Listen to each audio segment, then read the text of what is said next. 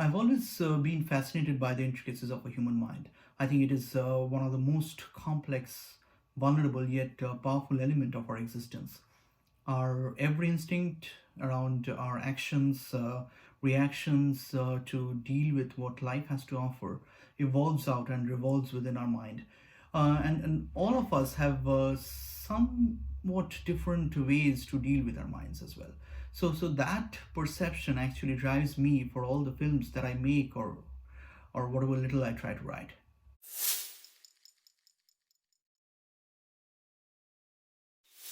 I don't think I did any research or ever on mental health or lockdown as such. These are one of the most eminent and unavoidable global or universal problems, right? And we all are in the epicenter of it, some way or the other, dealing with it every now and then. So the thoughts came very spontaneously. One fine morning over a cup of tea, just wrote down what I felt, shared with my wife, and convinced her to do a quick film.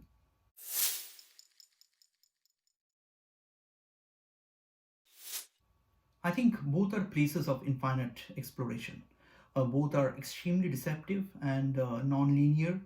Apparently, both seems straightforward to maneuver, but should be handled with care and sensitivity and conviction, and a lot of conviction, I would say. That's where the mind plays a critical role.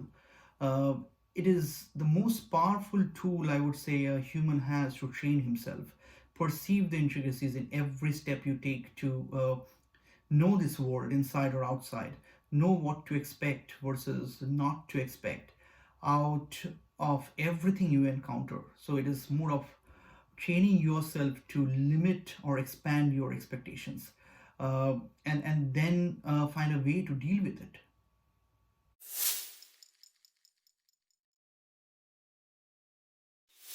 Nothing as such. It's a pretty short film, I would say, so not much of shooting.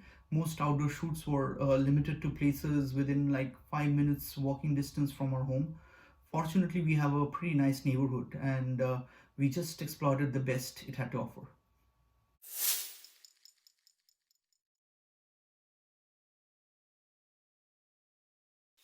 I have this tendency of hunting for analogies everywhere. But in this case, I felt both are somewhat similar, but certainly not the same. Both are situations never encountered in someone's life where there is a sudden access cut off to the outside world. You get to stay indoors, situationally banished somewhat, restrained from an indefinite amount of time unwillingly, and then after a few weeks or so the mind and the body will start reacting. There will be idleness, vagueness, some frustration, agitation, some blank spots for which we do not know an answer for. Again, it's solely my feeling. There might be a debate on this and how I feel, but I felt this is very normal, right? And to feel all these things, and I felt we all created in these 6 months of lockdown phase a few micro pseudo asylums in many homes, there where there was a constant struggle of mind trying to cope up with the strangely inflicted present, and trying to comprehend an uncertain and unclear future.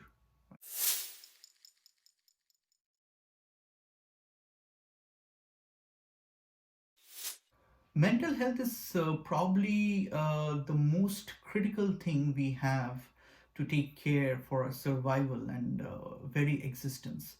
So we better strive that extra bit to know our very selves, our mind, a bit more every single day.